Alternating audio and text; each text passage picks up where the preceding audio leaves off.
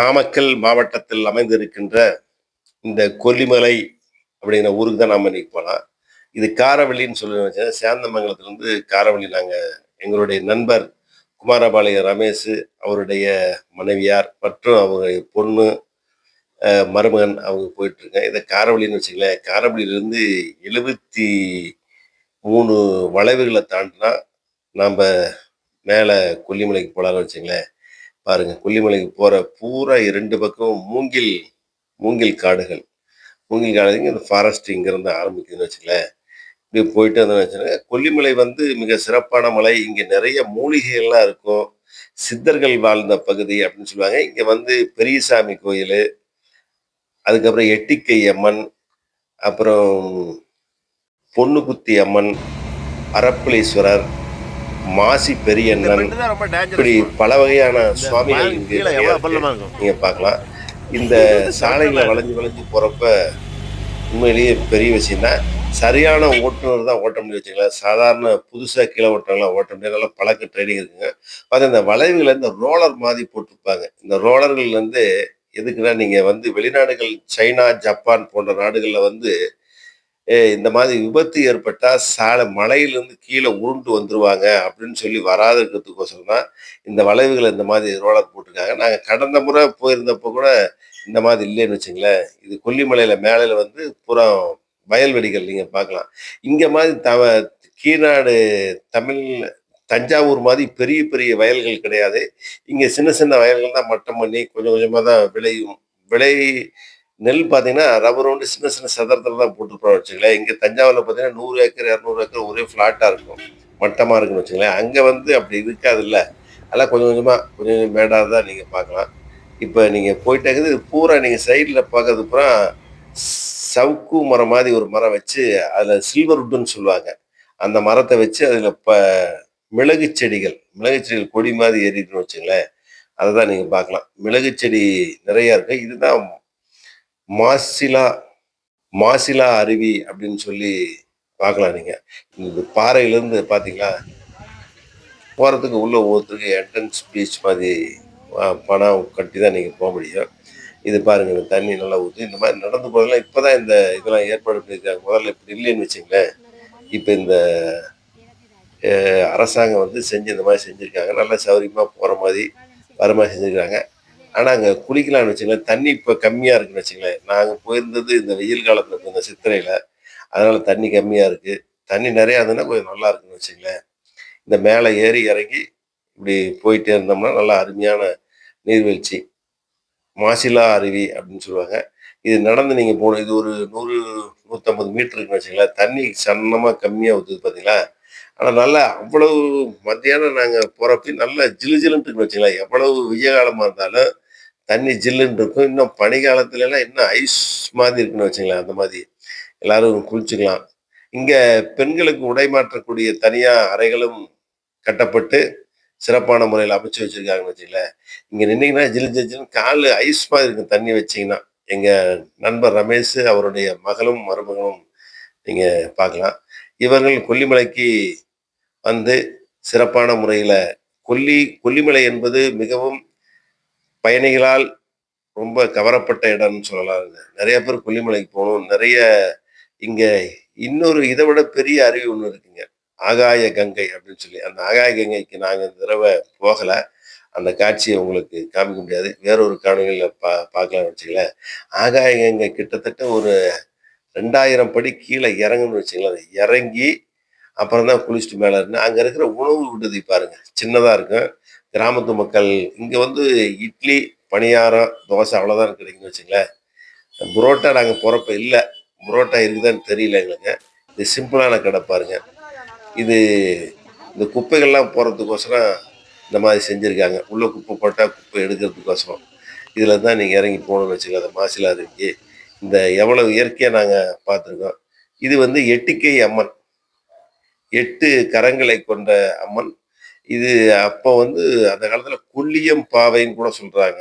அந்த மாதிரி ஒரு கொல்லியம் பாவை அப்படின்னு கொல்லியம் பாவைன்னா, அது வரலாற்று சிறப்புமிக்க ஒரு பெண்மணி வாழ்ந்ததாக அவர்கள் இறைவனாக மாறியதாக சொல்றாங்க. இது அத்திப்பழம் நீங்க பார்த்துக்கலாம். நிறைய அத்தி இங்க விளையக்கூடிய இஞ்சி, அத்திப்பழம் சின்னதா பப்பாளி இருக்கு, இங்க பழம் பெருசா இருக்கு. இதெல்லாம் இந்த போற வழியில வித்துட்டு இருக்காருன்னு வச்சுங்களேன். இதுதான் எட்டுக்கியம்மனுடைய முதலாவது சாமி. அதுதான் உங்களுக்கு காமிச்சிருக்கேன்.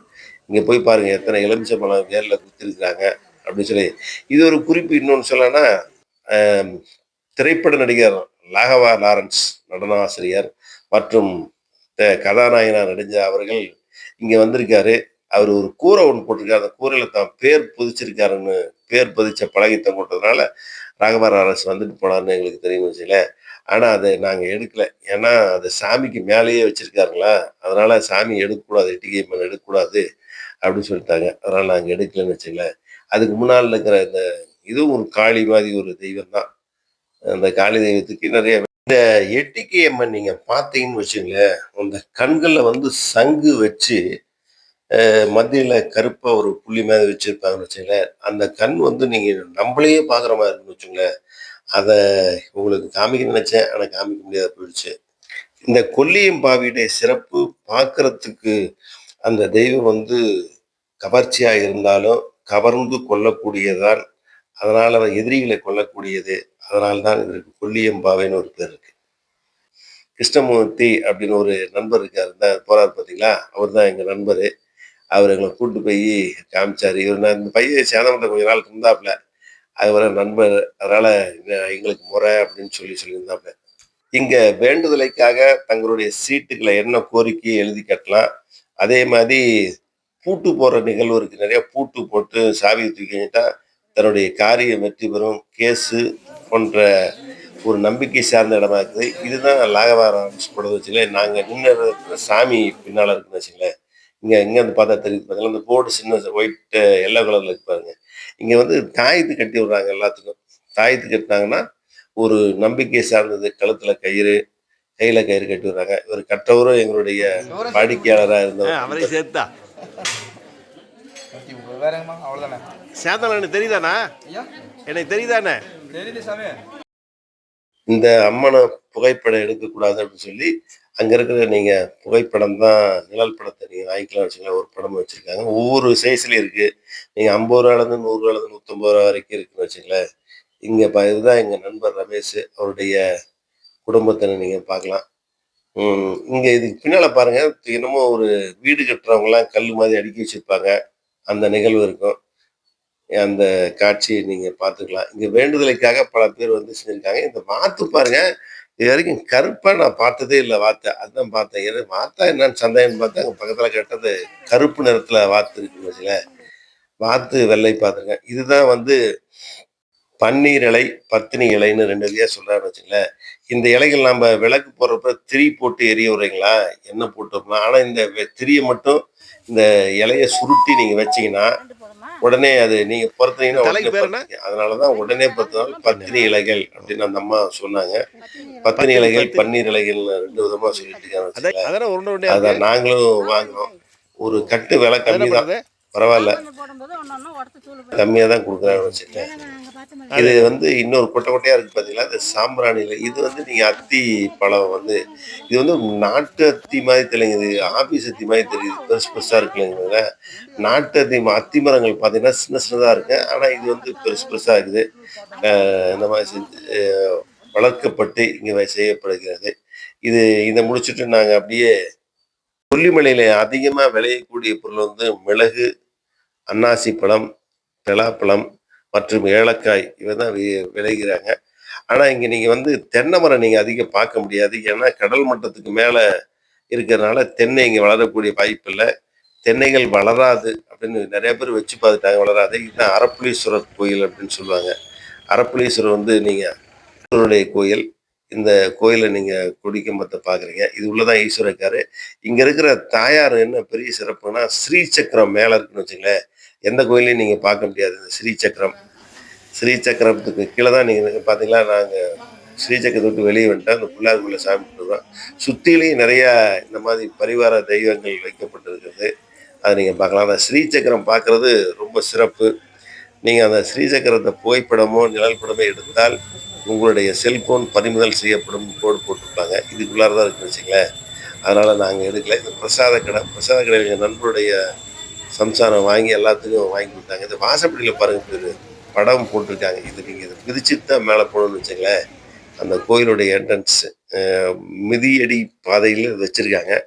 அதை பார்த்தா சூரியன் மாதிரி தெரியுதுன்னு வச்சுங்க. சூரியன் கொண்ட நாங்கள் போய் இந்த ஞாயிற்றுக்கிழமைனால இவ்வளவு வாகனங்கள் வந்திருக்குது. இந்த கோயிலுக்கு பக்கத்தால ஒரு அருவி ஓடுதுன்னு வச்சு ஆறு ஓடுது. இந்த ஆறு தான் வந்து ஆகாச கங்கையா போய் மேலேருந்து அந்த ஆகாய கங்கை கிட்டத்தட்ட ஒரு 100, 200 அடிக்கு மேல இருந்து ஊத்துன்னு வச்சுங்களேன். 200 அடி இருக்கும். இந்த தண்ணி தான் இங்க போகுது. ஆனா இப்போ தண்ணி மே மாசம்னால ரொம்ப ரொம்ப கம்மியா இருக்கு. குறைவான தண்ணி தான் போகுதுன்னு வச்சுங்களேன். ஆனா இந்த தண்ணி பார்த்தீங்கன்னா நாங்க போய் நிறைய வெயிலு. வெயிலா இருந்தாலும் ஜில்லுன்னு இருக்கு. நான் பேசி ஒரு குமாரபாளையத்துல இருக்காருன்னு வச்சுங்களேன். எங்களுடைய நண்பர் பள்ளி பருவ 1வதுலேருந்து 5வது வரைக்கும் படித்த நண்பர். எங்களுடைய நட்பு இன்னும் 50, 55 ஆண்டுகால ஆனாலும் இன்னும் எங்களுடைய நட்பு தொடருது. அந்த மாதிரி நாங்கள் நண்பர்கள்லாம் இப்படி இருக்கணும். நட்புக்கு ஒரு உதாரணம் எங்களுடைய நட்புக்கு நீங்கள் பார்க்கலாம். நட்பு என்பது மதம், இனம், மொழி கடந்து இருப்பது தான் நட்பு. இது நான் சொல்லணும் இல்லை, எல்லாத்துக்கும் உங்களுக்கு தெரியும். நட்பு அதை தாண்டி இருக்கிறதா என்றும் உரிமையுள்ள ஒரு உறவான இருக்கிறது நட்பு தான். சொந்தக்காரங்க கூட கூட யோசனை பண்ணுவோம். இது பார்த்தீங்களா, இது நம்ம அருவி. நீங்கள் பார்க்கலாம். இதுக்கும் நுழைவு கட்டணம் வாங்குறாங்கன்னு வச்சுக்கோங்க. ரூ. 30 வாங்குறாங்க. ஒரு ஆள் ஒன்று ரூ. 30. 5 பேர் போனீங்கன்னா அதுக்கு தகுந்த மாதிரி காசு வாங்கிக்கோங்க. இந்த பார்க்கிங் சார்ஜ் இங்கே வசூல் பண்ணுறாங்க. நாங்கள் இந்த காரில் போகிறோன்னா நீங்கள் பார்க்கிங் சார்ஜ் பார்க்குறோம். ஆனால் மழை காலங்கள் என்ன சிறப்பாக இருக்கும், கோடை காலங்கள் ரொம்ப கம்மியாக இருக்குன்னு வச்சுங்களேன். இது கிட்டத்தட்ட ஒரு 300, 400 மீட்டர் உள்ளே நடந்து போகணும். நடந்து போனால் தான் நம்மருவி நம்மருவி நீங்கள் பார்க்கலாம். இந்த நம்மருவி வந்து ஏறத்தாழ குற்றாலம் சின்ன குற்றாலம் பார்த்துருக்கீங்களா? அந்த சின்ன குற்றாலம் மாதிரி உயரம் கம்மியாக இருக்குன்னு வச்சுங்களேன். ஆனால் இந்த கும்பல் நிறையா இருக்குது. நாங்கள் இந்த தண்ணி சன்னமாக ஊற்றுதுங்க. நாங்கள் நிறையா பேர் குளிக்கல. நாங்கள் போனவங்க ரமேஷ் மட்டும் தான் குளிச்சாப்புலன்னு வச்சுங்களேன். நாங்கள் தண்ணி கம்மியாக ஊற்றுது. அதனால் அதுக்கு நிறைய கும்பல் இருக்குங்க. அது தண்ணி நிறையா வந்ததுன்னா சமாளிச்சிருக்கலாம். அது தண்ணி கம்மியாக இருக்கனால நாங்கள் பார்த்துட்டு அப்படியே வந்துட்டோம்னு வச்சுங்களேன். தண்ணி ஏன்னா இப்போ 2 நாளைக்கு முன்னால் மழை பெஞ்சு தான். அதுக்கு முன்னால் கூட தண்ணியே இல்லை, வரல அப்படின்னு சொல்லிட்டு இருந்தாங்க. அதனால் வந்து நம்ம இந்த தண்ணி குறைவாக இருந்தாலும் நாங்கள் குளிக்காத வந்துட்டோம் அப்படியே.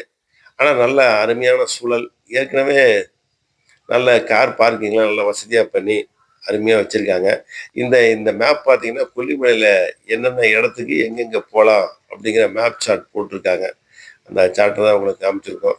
நிறைய மக்கள் கொல்லிமலைக்கு வந்துக்கிட்டு இருக்காங்க, போயிட்டு இருக்காங்கன்னு எனக்கு எல்லாத்துக்கும் உங்களுக்கு தெரியும். சிறப்பான முறையில் இந்த கொல்லிமலை சுற்றுலா அருமையான சுற்றுலா தலமாக மாறி வருகிறது. நாமக்கல் மாவட்டத்தில் இருக்கக்கூடிய சுற்றுலா கோடை தலங்களில் இதுவும் ஒன்றாக இருக்குது என்பது குறிப்பிடத்தக்கது. அந்த ஏற்கனவே இதுதான் இந்த மலை தெரியுது பாருங்க. இந்த மலை தான் மாசி பெரியண்ணன் சாமி. அது கிட்டத்தட்ட நீங்கள் ஒரு 3 மணி நேரம் 4 மணி நேரம் ஏறணும்னு வச்சுக்கலாம். ஏறினா தான் அங்கே மாசி பெரியண்ணன் சாமியை நீங்கள் பார்க்கலாம். இது வந்து கொல்லிமலையிலேயே உயரமான இடத்துல இருக்கிற பார்க்கக்கூடிய வியூ பாயிண்ட் சொல்லுவாங்க. அந்த வியூ பாயிண்ட் தான் வந்தால் வச்சுங்களேன். வியூ பாயிண்ட் நல்லா பிரமாதமாக இருக்குது. அந்த வியூ பாயிண்ட் வந்து மகிழ்ச்சியாக நீங்கள் ரசிக்கலாம். இந்த வியூ பாயிண்ட்டுக்கு முதல்ல நடக்கணும். நடக்காத எங்கேயும் போக முடியாது வச்சுக்கலாம். நடந்து தான் போகணும். இது ஒரு 100, 150 படி இருக்குன்னு வச்சுங்களேன். இந்த வியூ பாயிண்ட் 2 பொசிஷனில் வச்சுருக்காங்க பாருங்க. இப்போ தான் அதை ரீசெண்டாக பதுமையாக கட்டினாங்க. இந்த பக்கம் ஒன்று இருக்கு பார்த்தீங்களா சின்னதா, அது பழசு. இது இப்போ கட்டினது புதுசுன்னு வச்சுங்களேன். புதுசுக்கு மேலே ஏறி பார்க்கலாம். இப்போ ஜாக்கிரதையாக கொஞ்சம் ஏறணும்னு வச்சோம். ஏன்னா கொஞ்சம் கவனமாக செய்வோம். ஏன்னா பாருங்க எவ்வளவு நாங்கள் 1 மணிக்கு இருக்கையிலே பாருங்க எப்படி இருக்கு. இன்னும் காத்தாலைன்னா பார்த்தீங்கன்னா அருமையான இயற்கை நிகழ்வுகளை நீங்கள் பார்க்கலாம். எங்களுடைய நண்பர் வந்ததுனால நானே இது பார்த்ததில்லை. வியூ பாயிண்ட்டு பார்த்ததில்லைன்னு வச்சுங்களேன். நான் கொல்லிமலையில் தான் இருக்கிறேன். இத்தனை வருஷம் போகிறேன். நாங்கள் இந்த இடத்துக்கு நாங்கள் போகலைன்னா அதுதான் எங்களுக்கு காமிச்சிருக்கோம். நீங்கள் வாங்க ஒரு தடவை கொல்லிமலைக்கு வந்து பார்த்துட்டு போங்க. பார்க்க வேண்டிய இடங்களில் இது ஒன்று. ஏன்னா நிறைய பேர் சிம்லா, டார்ஜிலிங், கொடைக்கானல் அப்படிலாம் நிறையா ஊருக்கு பெரிய பெரிய கோடை வாச ஸ்தலங்களுக்கு போகிறாங்க. ஆனால் இங்கே நல்லா தங்குறதுக்கு ரூமு, செம்மேடு, சோளக்காட்டில் நீங்கள் வந்து நீங்கள் பார்க்கலாம். சோளக்காட்டில் பெரிய பெரிய ரெஸ்டாரண்ட்லாம் கட்டிட்டாங்க. நீங்கள் வந்து தங்கி நல்லா பார்க்கக்கூடிய ஒரு அமைப்பு இருக்குது. அதனால் நீங்கள் கட்டாயம் வந்து கொல்லிமலை வந்து பார்த்துட்டு போங்க. நாங்கள் பார்த்த காட்சிகளை நீங்களும் பார்க்க வேண்டும் என்பதற்காகத்தான் இந்த மாதிரி வச்சுருக்கோம்னு வச்சுங்களேன். இது பாருங்கள். நல்லா உயரமாக கட்டி, ஆனால் காற்று வந்தால் கூட போகாத அளவுக்கு நல்ல காற்று உள்ளே பூந்து போகிற காற்று நல்லா காற்று அடிக்குதுங்க. மத்தியானம் 1 மணிக்கு இவ்வளோ காற்று வெயிலே தெரியலன்னு வச்சுங்களேன். ஆனால் இதே வந்து நீங்கள் ஆடி, ஆவணி இந்த மாதம் புரட்டாசி மழை காலங்கள் வந்தீங்கன்னா ஒன்றுமே பண்ண முடியாது. அவ்வளோ மழை நிறையா வரும். உயரமான இடம். நல்லா காற்று வரும். இந்த கோடை காலத்தில் பார்த்தா தான் இந்த மாதிரி கொஞ்சம் நம்ம சௌரியமா பார்க்க முடியும்னு வச்சுக்கங்களேன். இல்லாட்டி போனால் என்னென்னா மழைக்காலத்தில் ஒன்றும் ஏறி முடியாது. இதே மாதிரி நாங்கள் திருப்பி ரிட்டர்ன் வந்துட்டு இருந்தோம். இந்த 73 பெண்டுகளை இப்போ தாண்டி வந்துட்டோம். வந்துகிட்டு இருக்கேன். அடுத்த காணொளியில் விரிவாக உங்களை சந்திக்கிறோம். இந்த கொல்லிமலையை பற்றி வேறு ஏதாவது கமெண்ட்ஸ் இருந்தால் சொல்லுங்கள். எங்களுடைய கருத்துக்களை பதிவு பண்ணியிருக்கோம். உங்களுடைய கருத்துக்களையும் பதிவு பண்ணுங்க. இந்த ரோலர் வச்சது மிக அருமையானது. விபத்துகள் ஏற்பட்டால் போடலாம். நன்றி. அடுத்த காணொளியில் எங்களோடு பயணித்த அனைவரும்